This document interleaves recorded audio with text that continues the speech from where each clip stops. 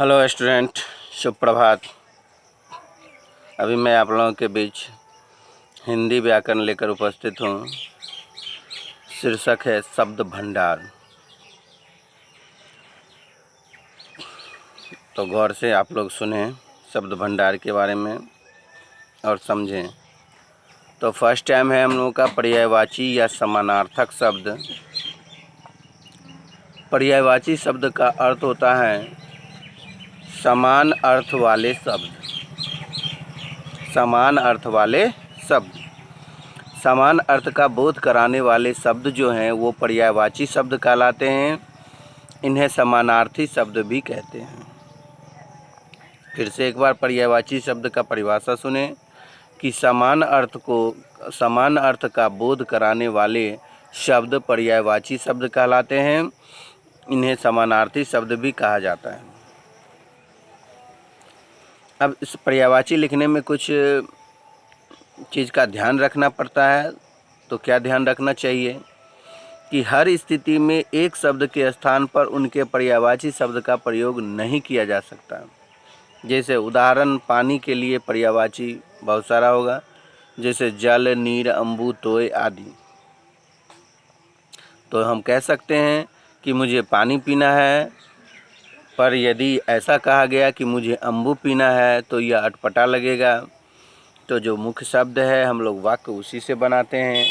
पर्यायवाची या समानार्थी शब्द उसके सामान्य अर्थ को जानने के लिए पढ़ते हैं। लेकिन अगर वाक्य में प्रयोग करते हैं, मुझे पानी पीने के स्थान पर में अगर ऐसा कह दें कि मुझे अम्बु पीना है या मुझे तोय पीना है, तो ये मुझे अच्छा नहीं लगता है। अतः हर पर्यायवाची शब्द का हर जगह प्रयोग नहीं किया जाता है।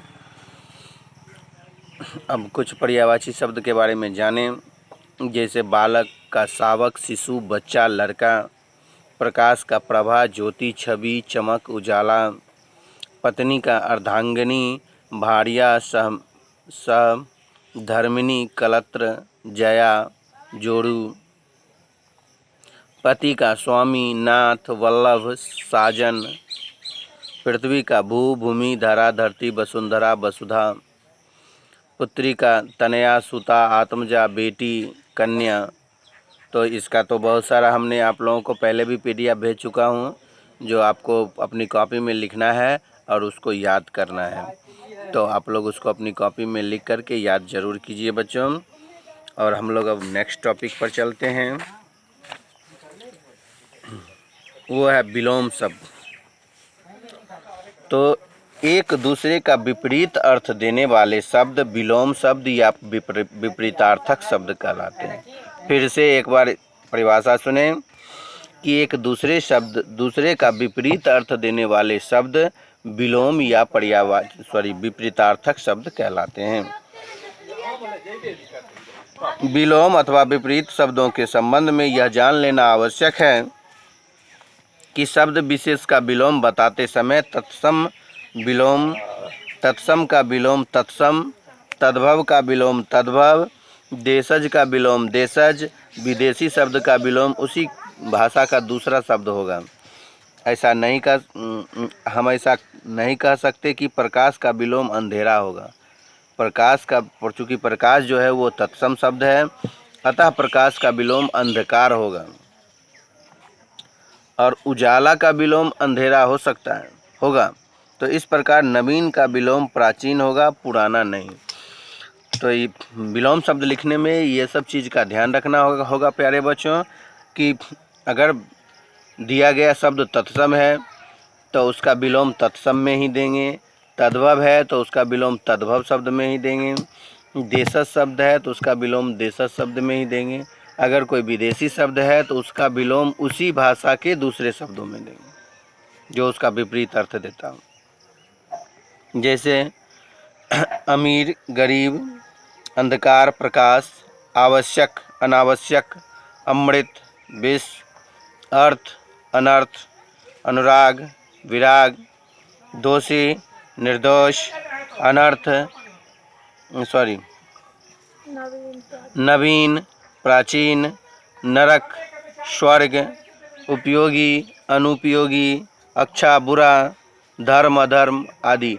इसका भी PDF मैं पहले आप लोगों को भेज चुका हूँ, जिसको कि आपको अपनी कॉपी में नोट करके लिख करके और उसको याद करना है।